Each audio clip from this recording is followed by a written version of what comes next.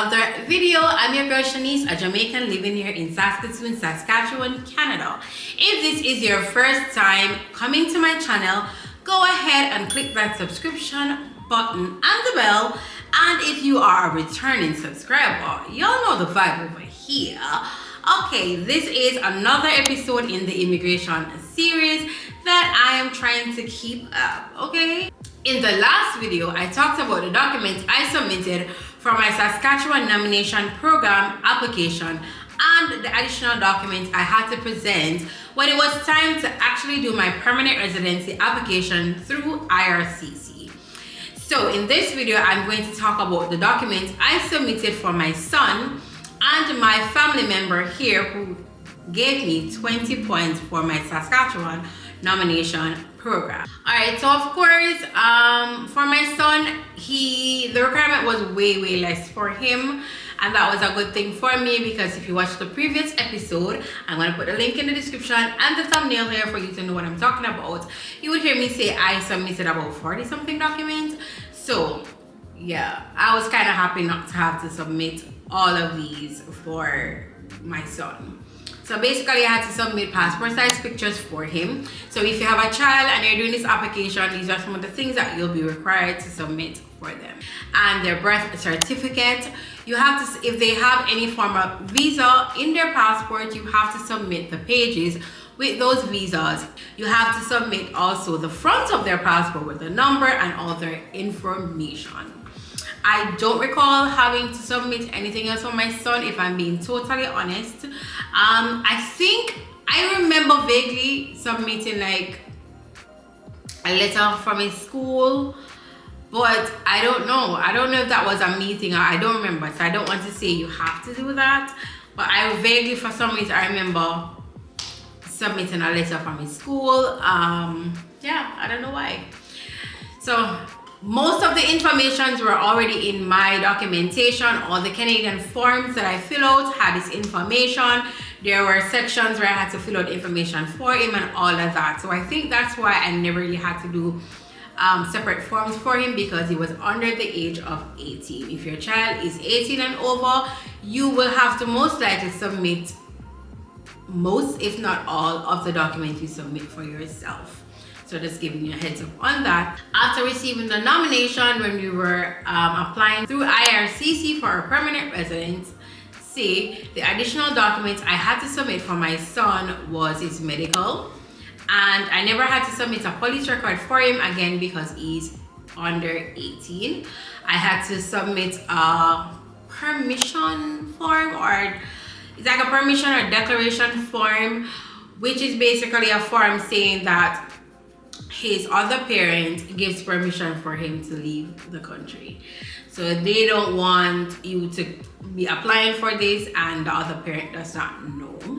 So that was a form that my son's biological father had to sign to say, hey, yeah, I know he's migrating. Hey, I'm giving my permission.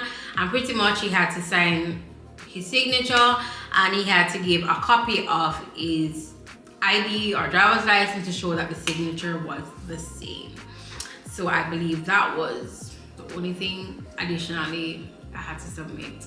I don't know, I could be wrong. If I remember anything else while editing the video, I would just add it to the screen. I don't know, I don't remember anything else though. So for Saskatchewan nomination, I have a family member here, and I used them on my application, which granted me 20 extra points. No, if you are claiming that you have a family member here, you have to prove it. Canada is all about proving, okay? You have to prove that you have a family member here, and you have to prove the relation between you and this person. So of course, I had to list a number of documents for my family member. So I had to submit his birth certificate. I had to submit his permanent residency card. I had to submit his they want utility bills for the past 12 months. If you are using a family member to gain 20 points, they have to be living in the province for at least a year. So I had to submit he had to give me utility bills for 12 months, proving that he has been living in the province for those 12 months. So this utility bill needs to have his name, or he has to prove somewhere that, hey, I live in this place or something, right? He also has to submit proof of income for at least 3 months, because you need to be working in the province as well.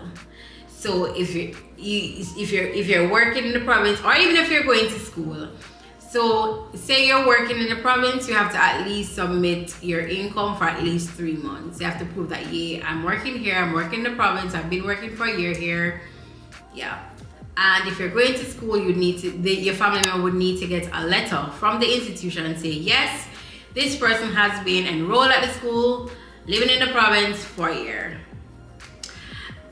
You also have to submit your Saskatchewan health card or driver's license. They will take one or the other. Because I'm extra, I asked for both from my cousin and I submitted both. They also ask for a lease or rental agreement. If your family member is not renting and they're a homeowner, then they can give you a copy of their mortgage to show that, hey, I live here, because they need to prove that they have been residing in the province for a year. I'm stressing that because it's so important. So say they were renting for a part of that year and then they own a home.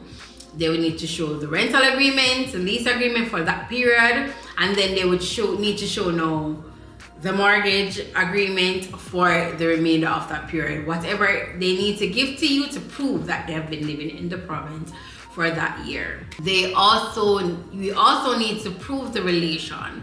So they give you a list of things that you can use.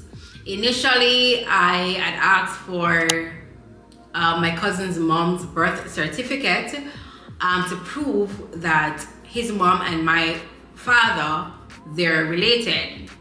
So initially I used that. They give you a list of things that you can use. They say you can also create a family tree, and they just give you a list of things. You don't have to create a family tree, but as I've said before, I like to dot all my I's, cross all my T's, and I like to just give them enough information. So if they say they say I can, why not? So I went and I created a family tree. If you watched the first episode of my story, you would know I mentioned I did not know. I still don't know much about that side of my family because my father was not in my life. But I just created a family tree just to make the connection between my father, my cousin's mom, him, and me. Pretty much. That's what I did. That's all I needed to prove in the family tree. So it was really a simple family tree, but I still went ahead and created that to kind of give them a little extra stuff, right? When I applied the first time, because if you're new and this is the first time you're watching one of these episodes, I told you guys in my story that I was rejected first and then I reapplied. The first application, we never realized that my father's father was not on my cousin's mother's birth certificate, because they are related because they have the same father. That's how we're gonna prove the relation. He was not on the birth certificate, so we couldn't. So basically, the birth certificate was useless. So of course, they asked for an additional document because we could not use that, and they listed things that we could use, one being the marriage certificate, because most times it was tradition for the father to sign on that marriage certificate. Lucky for us, that was the case. Their father signed on her marriage certificate. So when she was willing, we got a copy of that and we submitted that, and that cleared up all the confusion and we were able to show that relation. In that video, I also said I had to make a step before all of that by adding my father to my birth certificate. So them seeing, okay, my father's added to my birth certificate, my cousin's mom is on his birth certificate, and they can show that, okay, oh, I also had to add my father's birth certificate. I'm so sorry, I forgot that too.